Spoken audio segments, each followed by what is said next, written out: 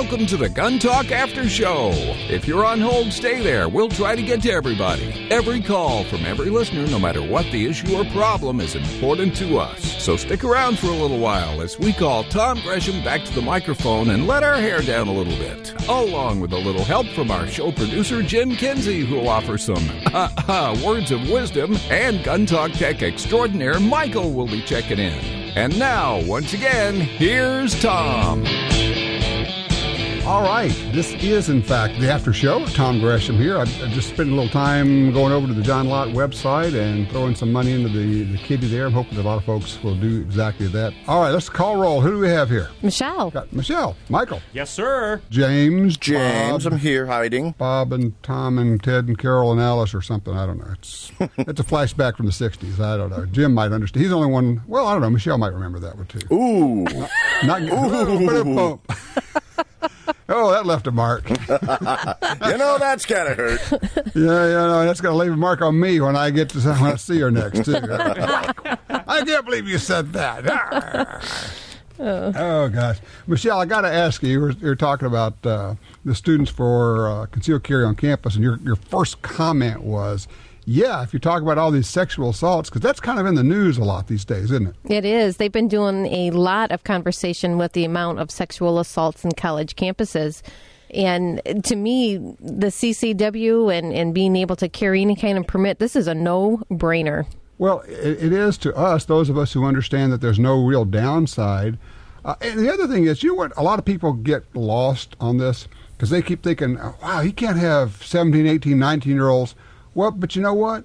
It's still the state law, and usually that's 21, and some places it's 23, but it's 21 almost everywhere. So these would be people who already can carry everywhere else in town. This would just say, you could also carry on campus. That's correct. And anybody that has a college student out there, male or female, they're easy targets. They're victims. And this is another one of those predatory circumstances. I say this almost rolling my eyes because so many college kids are essentially clueless when it comes to their safety. And dare I say that a lot of college girls are somewhat clueless about their safety. Maybe it would make people pay more attention, is all I would hope. Maybe they'd say, maybe I do need to be more careful. Maybe the person would think twice about committing any type of assault against a person because they may or may not be protected and be able to take care of the situation then and there. Excellent point. Exactly right. So this Students for Concealed Carry on Campus is a really good group. I love the idea of getting them on C-SPAN and having that coverage. And for those that maybe are just tuning into this, we're talking about an effort that John Lott is putting together, the great researcher. It is the website is crimeresearch.org, and you can follow the links to make a donation. And you kind of scroll down on the next page and find the Students for Concealed Carry on Campus. And he's asking for $20. You can put more in, but at least $20 from each person. So that's not a lot of money for most people. It's certainly a lot less than a lot of ammo these days. Good grief. So, Michael, I wanted to ask you, you told me before the show started that you had had some interactions with Mossberg that you were pretty happy about. You want to share that? Yeah, absolutely. I had purchased a little Mossberg 22 rifle, and I really liked it. Unfortunately, it only came with the one 10-round magazine, so I decided to go and buy an aftermarket 10-round magazine. And the aftermarket, surprisingly, worked fantastic. The problem I was having was with the actual magazine that came with the rifle. Every second or third round, it would bend the 22 almost in half as it was trying to eject the round. Is that a problem? Yeah, it was annoying. It was a little, and at first, I kind of thought, maybe it's this kind of junk white box ammo I'm using, that hollow point cheap stuff. And I was like, well, it's not doing this with the second magazine, so it couldn't possibly be. So I made sure that everything was clean. I looked at the mag, and I noticed the little carrier for the rounds would get stuck when you'd press your finger into it.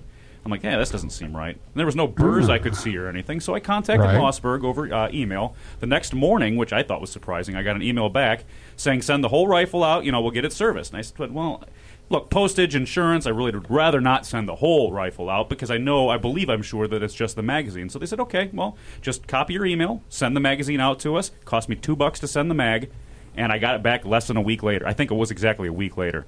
So that's quick. Brand new. Wow. Replaced. Brand new. That is fabulous. Yeah. Well, we've talked about this before, how most gun companies are really eager to take care of you because Well, for one thing, they want you to have a good experience. Like right now, Michael, you were eager to tell me about your good experience with Mossberg because you're kind of, I'm guessing, in the back of your mind, you're thinking, this is going to take a while. It's going to be a pain in the rear. They're going to give me the runaround. Yep. They said 2 to 3 weeks. And I was very understanding about that because I know they're a big company. And sure, you don't want to be without a magazine or, in worst case scenario, your firearm for that kind of time or longer. But I was really surprised to get it in the mail. I mean, shocked, really. That is terrific. That's terrific. Well, we got a couple of callers. We got Russell and Jeff here. I don't want these guys to go away, so let's jump into line 4. I want to talk to Russell first out of Wichita, Kansas. Hey, Russell, how you doing, man? Oh, real good. I just wanted to pass along some information that I discovered in a 1947 Shooter's Bible, and it was a leather lap that can make a significant difference with the JB bore paste. Yeah.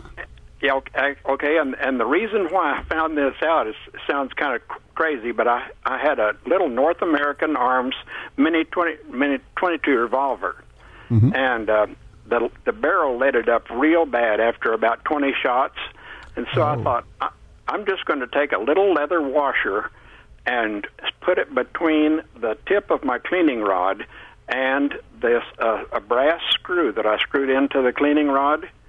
And I put a little bit of JB bore paste on it and pulled it up into the breech end of the barrel, and it cleaned the lead out in about 3 strokes. And I had tried to soak the lead out for hours and with regular hoppies. Yeah, it worked, and it saved me hours and hours of work because I had tried soaking the lead out because I was shooting some long rifles in this little mini revolver. And as you know, that anytime you have a barrel that short, it can get fouled out real quick. Sure. And so I had tried soaking the lead out with hoppies and brushing it out with a typical brush, and I wasn't having any luck at all. And so I thought, I'm going to try this leather lap idea that I discovered in the Shooter's Bible, and I just turned down the head of a brass screw and made it almost the size of the bore of the revolver. And then I cut out a little leather washer and put it between the screw and the cleaning rod, put a little bit of JB bore paste on it, and pulled it up into the bore of the revolver, and it worked. It saved hours of work. Well, that is such a cool idea. I have never heard of that. Using a leather washer, JB bore paste, and lapping the barrel that way. That is such a great idea. I'm going to keep that one in reserve for when I have a fouling problem I just cannot conquer. I may be using that one. Russell, thank you so much. That is a great tip. It's just neat how different people come up with ideas, and we spread the word to each other, and things grow. And that's something you may not tell anybody for a year, and it'll pop up, and you'll remember it. Yeah, exactly. And I see all of us now are going to remember that. If somebody says, I've got a real fouling problem, you're going to go, I heard this crazy thing, but it just, it makes sense. You got a leather washer and that abrasive JB bore paste. One thing I wanted to mention is JB bore paste, you just want to make sure you clean it out of the barrel. It's abrasive, but it's not terrible. I do want to mention this one thing that occurred to me. We were talking about copper solvents earlier. If you got copper fouling, there's a really good copper solvent out there called Sweets. And it really works very well, but it's also very aggressive. And if you happen to use Sweet 762 in your gun, you want to clean out. You cannot put it in and leave it overnight because it will absolutely attack your barrel and probably ruin your barrel. But you leave that stuff in there for 30 minutes, somewhere short of an hour, and it just will eat up the copper, and then you clean it all out. It works great. Cool. But it's kind of like a chainsaw. Powerful, but it demands respect, There you go. I tell you what, let's do this. I want to take a quick break. Jeff, don't go anywhere. I want to talk reloading with you when we do that, and then we'll go back in just a second here with more gun talk.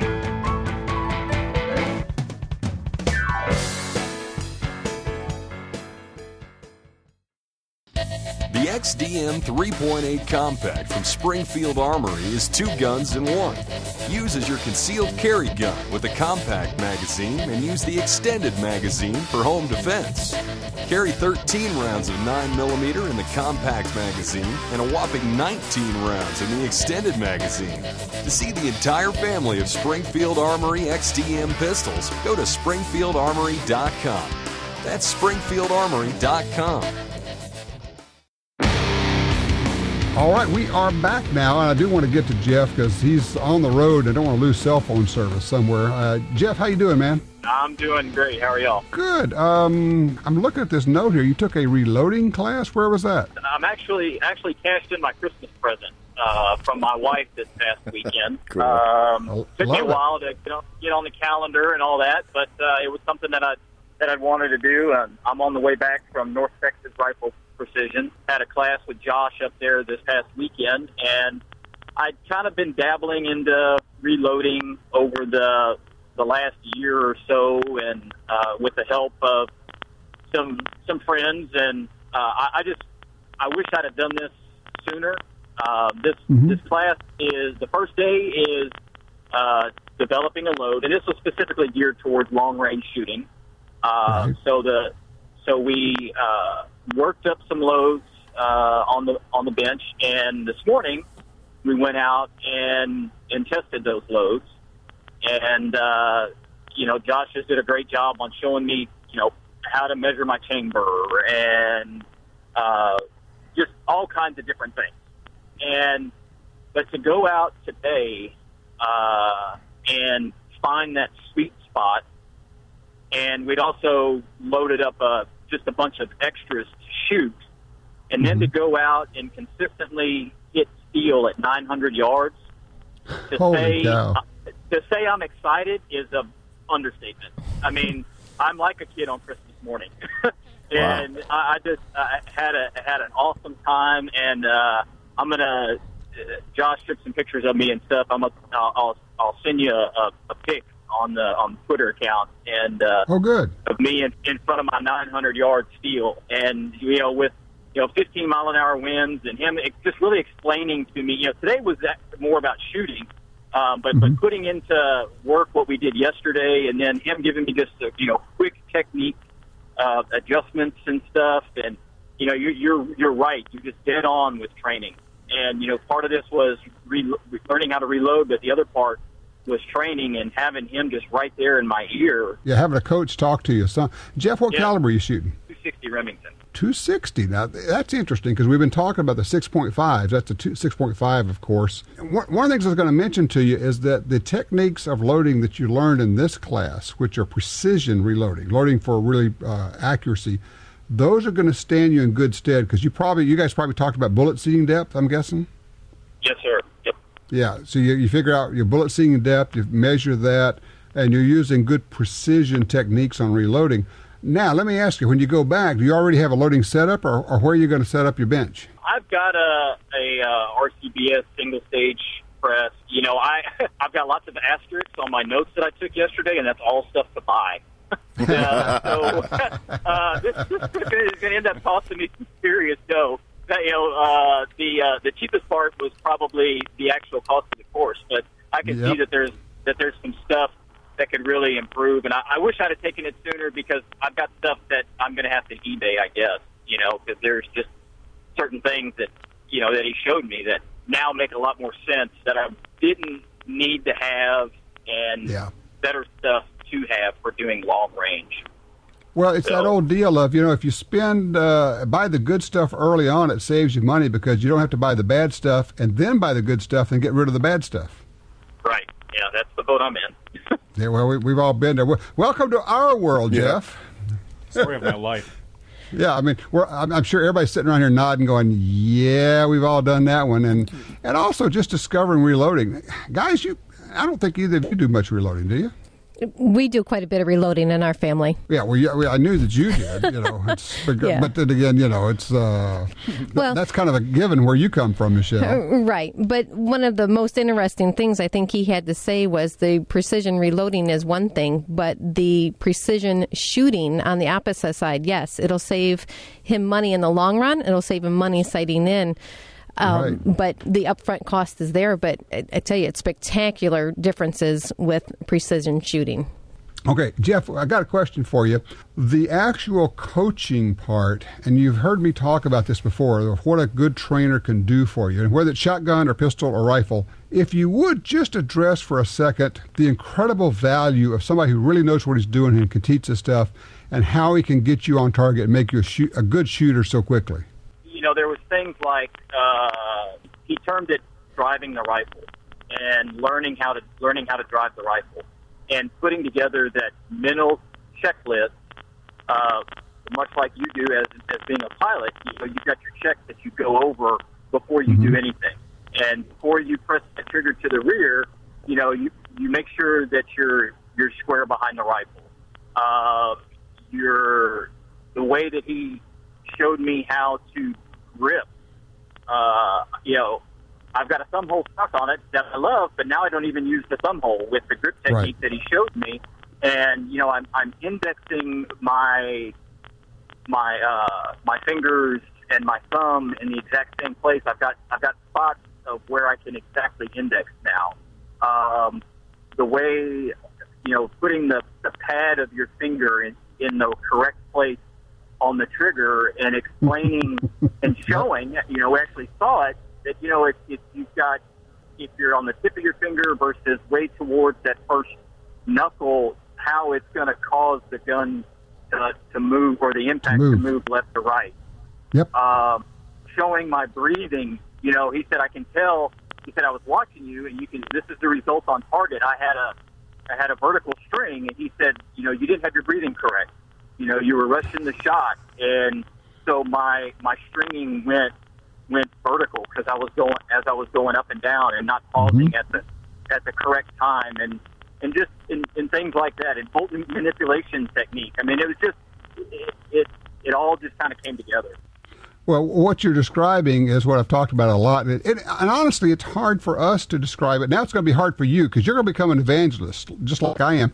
Now it's hard for you to describe it to somebody when you're saying, these guys teach you to do things that you don't even know exist. Like, really? He's going to teach you where on your finger you should engage the trigger and how you manipulate it. Michael, I know that you guys have heard me talk about this, but this is the kind of really detailed instruction you get at a class like this. It's very cool stuff. It's that small, minute stuff that makes all the difference in the world, in my opinion. Our caller just a second ago was saying something. Finger placement is extremely important. Something that a beginner shooter or somebody that wants to train themselves to get that finger placement exact each time, use some rough skateboard tape. It's awesome. You put it on your rifle, you put it on your pistol. If you're having somebody it's got a hard time indexing their finger properly across the frame of the slide, put a piece of skateboard tape right there where your index finger is going to touch it. And so you can just always touch that place. Exactly. Tactile, yeah. Tactile feel. So then you can pick up a rifle. If your hand's supposed to be in a specific position, you can skateboard tape it to kind of get yourself into that. Interesting. Now, do you find yourself, once you do the skateboard tape, do you find yourself saying "dude" a lot? Well, I say it anyway. So. Okay. He was talking about a 900-yard shot. I mean, you have time to press the trigger, get a bite to eat. And that's when the breath control becomes so important, too, and learning the proper way to breathe. When I was in choir, I know this might not sound related at all, but when I was singing, our instructor would say, hey, you were taught from when you were growing up to breathe through your chest, breathe in your chest. Breathe through your belly. Let that belly expand. You'll oxygenate so much more. You'll get so much more oxygen in your blood. You'll be able to hold your breath longer. You won't start shaking as long or as hard. Well, that comes into effect for martial arts and for defensive shooting. Yep. Absolutely. Knowing how to breathe correctly. Right. That's right. Exactly right. Hey, Jeff, just wanted to thank you. I mean, congratulations on doing this. And now, I feel for you, buddy, because you're right. It's going to cost you money. You're going to be cleaning out old junk, and you're going to be on the cool websites getting the good reloading dies and the good high-quality bullets, and there's no stopping you now, man. You are so ruined. Yes, very much so. Have fun. Thanks for sharing. That's a great story. Does that kind of remind you of the AR syndrome, Tom? The cheapest part is buying the AR. Yeah, absolutely. It's all the accessories and everything after the fact. It's so true. And, Michelle, you've seen it when people get into reloading. They say, well, I'm just going to stick my toe in the water. I'm going to save some money. And before you know it, man, they're in, all the way up to their eyeballs, and they're buying the good stuff and all the components and all that. It becomes its own kind of entity, doesn't it? Well, definitely. It's its own hobby within the hobby of shooting. And, just like we had said, the impact that it has on the shooting performance downrange, literally downrange, is astounding if it's done correctly. And it sounds to me like he got a bonus course. He went for a reloading class. He got a whole lot more than that. Yeah. I love the story about the instructor reading the target and then telling him what he's doing. And, Michael, you do that when somebody, or we all do that. Somebody's shooting a pistol, hitting low and left with their right-hand shooter. You go, okay, I know what you're doing. You're milking the trigger, right? Yes, sir. And this is a guy who's at 900 yards. He's out there, whatever the distance is. He's saying, okay, your breathing is off because you got vertical stringing on the target. Isn't that cool? Okay. And your left shoelace is brown. Right, yeah, and you had waffles for lunch. What's wrong with you? Yeah, that's right. Well, we told you back in the old days when I was doing some competitive shooting, bullseye type, these guys wouldn't have coffee in the morning. That's right, no caffeine. No caffeine. Well, exactly the instructor that taught me, he could almost tell you what you had for breakfast that morning by how you were shooting. I mean, his diagnosis techniques are just incredible. I mean, for one thing, he was an Olympic sniper. So that helps. But even saying that, just the amount of information you can gather from a target and not even seeing the shooter is just pretty incredible. Well, it's what really good trainers do is and what you pay them for, frankly, is their vision. They can see what you're doing and can explain it to you. Somebody else will say, you're shooting low and left. A good instructor says, not just that you're pulling the trigger, that you're milking the trigger, but, okay, you've inserted your trigger finger too far into the trigger guard, and that's why it's doing that. If you'll move your trigger finger out about a quarter to an eighth of an inch and use this meaty part of your index finger, you will find that the shots will be all on target. That's what a good trainer does for you. And another thing, too, don't be afraid as a trainer to walk up to somebody with constructive criticism. Take out a magic marker and mark on their hands where their grip is wrong, where they maybe should adjust this, and that. Like you said, if they're grabbing the trigger with the wrong part of their finger, mark on their finger so they get a tactile feel of what that trigger should feel like on their finger. You might want to hold off on that whole putting a mustache on them thing. Yeah. That's Yeah, and the magic marker's way better than an X-Acto knife. Right. But, a lot of times our students will walk out, they got little smiley faces on their thumb, and somebody will ask, well, what's the smiley face for? That's to remind you that your trigger finger hand, your right hand, if you're right-handed, that thumb should be looking back at you a little bit. That's just to remind you, hey, look at the smiley face. Do what now? Give that to me. When you're holding your pistol, with your proper dominant hand grip, you got a nice light grip. We call that shaking hands with a lady with your non-dominant hand, or with your dominant hand, I'm sorry. Shaking hands with a man with your non-dominant hand. So you've got most of your support coming from your non-dominant hand. And to further that, your dominant hand's thumb should be kind of looking back at you, not straight up and vertical, but kind of looking back at you and a little bit tense to give you more support in your dominant hand shooting. To give you I'm going to make a suggestion to you. Yo. Teach it a different way. Okay, what you got? Go to the range and try this. Get both your dominant and non-dominant, both your thumbs are together on the left side of the pistol, right? Lay them down so that they're both pointing straight at the target. Got it. Okay, not pointing at you at all. You shouldn't even see your thumbnails. Try shooting it that way and then try shooting it the other way and see what happens. Here's what it does. In fact, if you did it right now, if you stick your arms out and then you put your two hands together and then rock both of your hands forward like you're pointing your thumbs forward, you will feel strain in the tops of your forearms. And what that does is now the gun doesn't flip up. The muzzle doesn't rise at all. It just comes straight back. And it's called the long thumb technique, but it's a lot of us are getting away. And this comes out of competitive shooting. The way that I was basically trying, maybe I didn't say it properly, but the non-dominant hand, your left thumb, if you're right-handed, should be indexed along that slide. That gives you a natural point of aim at your target. So when you're if you're shooting from a retention position, or even if you've got your elbows locked out, that left thumb is going to be basically right on where your front sights are looking. That's what I'm saying. But just do that with both thumbs. Okay, I'll give that a try. Try it and see what it works. Just go out in the parking lot and try that. See how that works. Fire a few rounds. No problem here. Yeah, that's what we're gonna do. I got about 20 rounds of that need to be cycled out of my carry ammo. There you go. See, there you go. We're always ready to. You might just stick your head out and go, fire in the hole! See, just let everybody know. It's always a good thing to do. That thumb thing you said, Tom, the way you described it is very similar to martial arts punch, where the placement of your thumb, you can move it an inch up to the top, and it totally strengthens your wrist. It makes your wrist almost unbreakable. And it's just a minor little thing that gives you so much more strength until you strike something. You don't realize. And when you strike something properly, you actually feel it less. Well, look at the difference. If you use a revolver grip on a semi-automatic and you try to get multiple shots in succession, you're going to probably not have as much accuracy. True. Because you don't have the support as you do with a semi-auto grip. And I'm glad you mentioned that because this whole long thumb deal, do not do this with a revolver. No, do not stick your thumbs out. That's right. It will cut your thumb off. No, you'll do it once. Well, that is a self-correcting problem. You're right. You're fresh out of thumbs. Yeah, that's right. You can do it twice. Yeah, we do a really cool demonstration. If you put a piece of paper over the front of the cylinder and then fire the trigger, press the trigger, you're just going to see that piece of paper explode. It blows paper all over, and you show them with the barrel cylinder gap, that hot gas. When you do that with a 44 Magnum, it's mighty impressive. Mm-hmm. Yeah, it just blows stuff all over, we've done that on TV a bunch. It's very cool. Well, I'd like to say 2 thumbs up to all of you guys. Nice.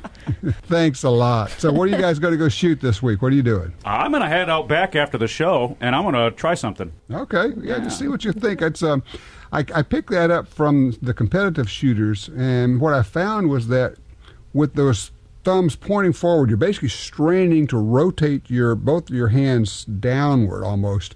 That front sight just dances on the target and doesn't come off the target at all. And it's really fast. So, just something for you to try. I'll have see how you like it. For you. There you go. All right.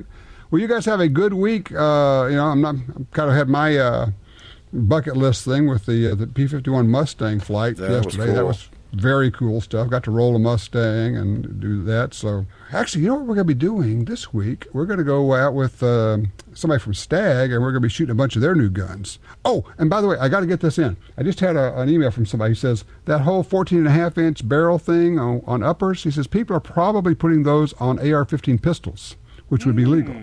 So that makes sense. It's like donk, forehead, smack. Okay, yeah, duh. Well, real briefly, Tom, yesterday we were in Chicago for my son's graduation, and all my sons and I, my wife and my daughter, we started counting, because it was easier to do it this way, we started counting all the doors that did not have a no-gun sign. And it was virtually nobody. Everybody had a no-gun sign. Everybody has a no-gun sign. Unbelievable. It's like, wow, how long is this going to take? Probably longer than the average cities. Well, I was in a place yesterday, the day before. I'd been in it for a while, and somebody says, well, you see that no-gun sign? And I literally had not seen.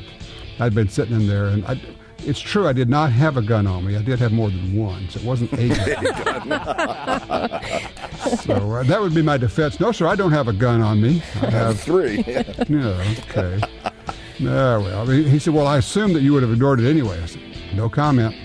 Yep. There you go. It's just, you got to do what you got to do. So yes, there you go. You guys be safe. We will do it again next week. Have a good one. Excellent. Take care.